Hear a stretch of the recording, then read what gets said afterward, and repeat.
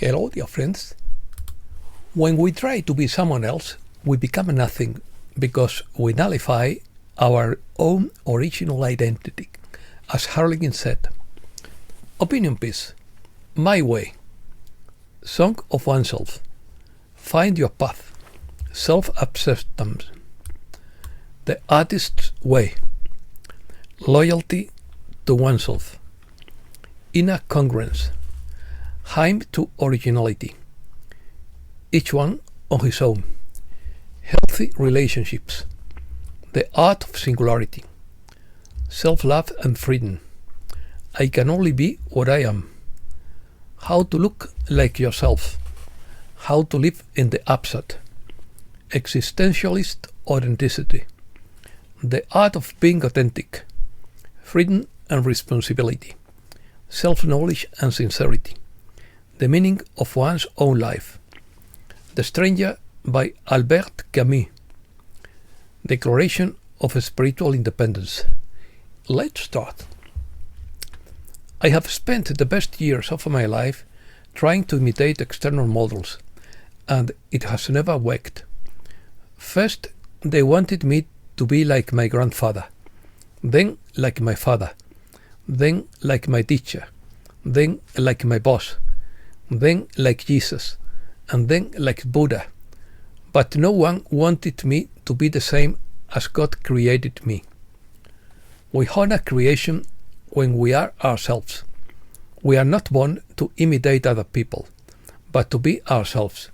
We are not born to follow other people's rules, but to follow our own ethical rules without harming anyone. As one of my bosses said, I'm not paying you to be yourself. I'm paying you to be what I want you to be. But I replied, I haven't sold you my soul, but my professional work. Elon Musk said the opposite. I don't hire the best brains to tell them what to do, but to tell me what to do to achieve the best results. That is precisely the secret of his success. The problem is that no organization wants every human being to discover their own original identity and apply it to their daily lives, because they should lose their power of manipulation. Everyone wants us to follow the rules imposed by others, so they can strip us of our power and impose their own will to serve their own interests. Originality. Each one to his own ball, as we say in Spain, or my way, as Frank Sinatra sang. It may seem like the easiest thing to do, but it's actually the most difficult, because we have been so programmed that we have forgotten what we truly want at the soul level. That's why it's so important for each of us to find our own path without imitating others. We were created free, original, and unique, and every time we try to imitate external models, we are betraying our own identity. We each have a different path, a different life, a different frequency, a different origin and cosmic destiny, and therefore we must honor our own uniqueness. We can learn from everyone without mirroring anyone. A sadhu in India was once asked, "Who is your teacher?" He responded by kissing his hands and touching his feet. A sadhu is a Hindu ascetic who follows the path of penance and austerity to achieve enlightenment and happiness.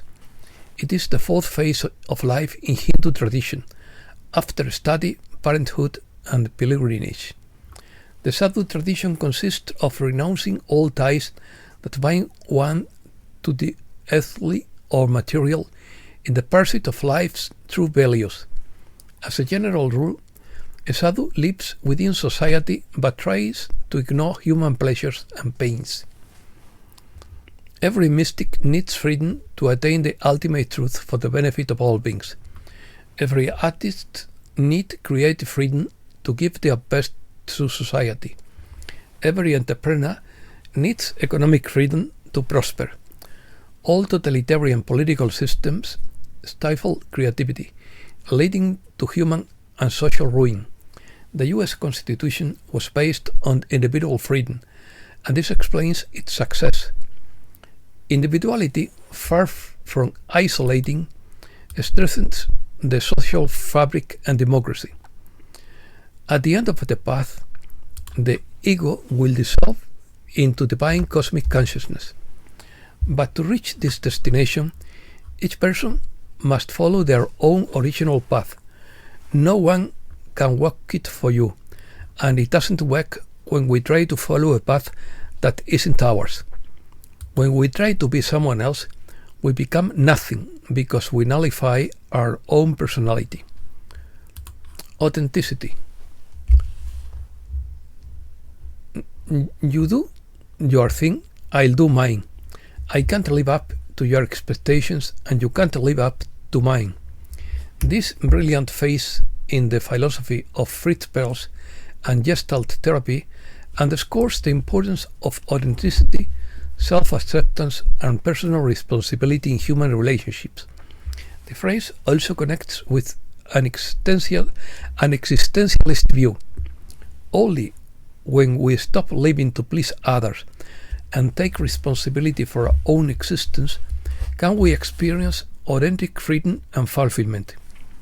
The phrase expresses the idea that each person is responsible for their own life, their decisions, and their well-being, without being obligated to meet the expectation of others or demanding that others live according to their own. It invites us to recognize the boundaries between oneself and others, fostering emotional independence and authenticity in interpersonal relationships. For Perls, living authentically involves acting according to who one is, without submitting to shoulds or external mandates that distance us from our true selves. Emotional health arises from recognizing and accepting oneself as one is, without trying to fit into external molds or expecting others to do it for us. Existentialism. According to existentialist philosophy, authenticity is the degree to which an individual's actions are consistent with their own beliefs, values, and desires, despite external pressures and social expectations. Existentialist authenticity is the ideal of living in accordance with oneself, exercising personal freedom, taking responsibility for one's own decisions, and resisting the pressure to live according to the dictates of others. It is a call to create one's own meaning in life and to be the conscious author of one's own existence. Existentialism emphasizes that every human being is free to choose their own path and therefore responsible for their actions and the consequences that follow. Philosophers such as Sartre and Camus argue that living authentically requires accepting the authenticity and absurdity of life and still contrasting one's own meaning. Authenticity implies that the individual acts according to their true self, rather than simply conforming to social norms or adopting roles imposed by others. Authenticity demands a process of self-knowledge and the honesty to act according to what one discovers about oneself, even if this means going against social expectations. Albert Camus' The Stranger explores the concept of authenticity through its protagonist. The novel presents a man who lives outside of social conventions, facing the absurdity of existence with radical honesty and an indifference that defies the expectations of his surroundings. In The Stranger, authenticity consists of accepting the absurdity of life, rejecting self-deception, and living according to one's own truth, even if this entails isolation or social misunderstanding. Camus posits that only through this acceptance and radical honesty is it possible to find authentic freedom and build personal meaning in an indifferent world. My way. My way means living life by one's own rules, accepting mistakes and successes, but without renouncing authenticity. It is a declaration of a spiritual and emotional independence, an invitation to be true to oneself until the end. The song's power lies in its universal message. We all long to be able to look back and honestly say that we lived our way. My way is much more than a simple song. It has become a universal anthem to individualism, authenticity, and personal reflection at the end of life. The version popularized by Frank Sinatra in 1969, with lyrics adapted into English by Paul Anka, takes a completely different perspective from the original French song Comme d'habitude, which spoke of routine awareness in a relationship. The lyrics of My Way, as interpreted by Sinatra, tell the story of a man who, approaching the end of his life, looks back and revises his decisions, achievements and failures. The key point is that despite his mistakes and regrets, he can proudly say that he lived true to himself, making his own decisions and accepting the consequences without being swayed by the expectations or imposition of others. Paul Anka wrote the lyrics with Sinatra in mind, who was going through a personal and professional crisis. The song was intended as a farewell, but it ended up revitalizing Sinatra's career and becoming his personal anthem. Song of Myself. Song of Myself is one of Walt Whitman's most iconic poems, included in his seminal work Leaves of Grass, 1855. It is a hymn to life, individuality and universal communion, where the self is not opposed to others, but rather includes and celebrates them in a humanistic vision. This long poem is considered a tribute to hope, a call to self-love and freedom, and the celebration of human individuality. The poem begins with the famous line, I celebrate and sing myself, and what I say of myself now, I say of you, for what I have you have, and every atom of me is yours too. Whitman uses the I as a universal symbol, representing both the individual and the human community. Although the poem exalts individuality, it doesn't do so from a place of egocentric narcissism, but rather the poetic self presents itself as a collective voice, inviting people to share and celebrate existence. The poet affirms that each person contains and reflects the entirety of the universe.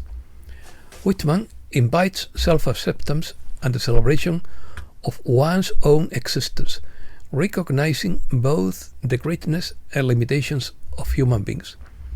The poem is a hymn to authenticity and personal freedom, encouraging each reader to live fully and be true to themselves. Breaking news. Robert Kiyosaki believes a Great Depression is coming. Pressure is growing against Fed Chairman Jerome Powell, and his dismissal is being considered. The reward for investing in the stock market is now almost double that of buying bonds. The euro hits 2022 highs and is poised to continue rising to $1.18 in 12 months. The ECB estimates that the digital euro will replace 5 out of every 10 euros in cash. Trump seeks trade negotiations with his allies to soften the impact of the tariffs. The US says it will abandon the peace process if there is no progress between Kiev and Moscow. Trump willing to recognize Crimea as Russian and hold hostilities. Putin responds to Trump's ultimatum with a 30-hour Easter truce. Zelensky rejects Russia's Easter ceasefire. Egyptian engineers announced an urgent plan to rebuild Gaza without displacing the population. The blackout in Puerto Rico generated losses of up to $215 million a day. And that's all for today. Thanks a lot, dear friends.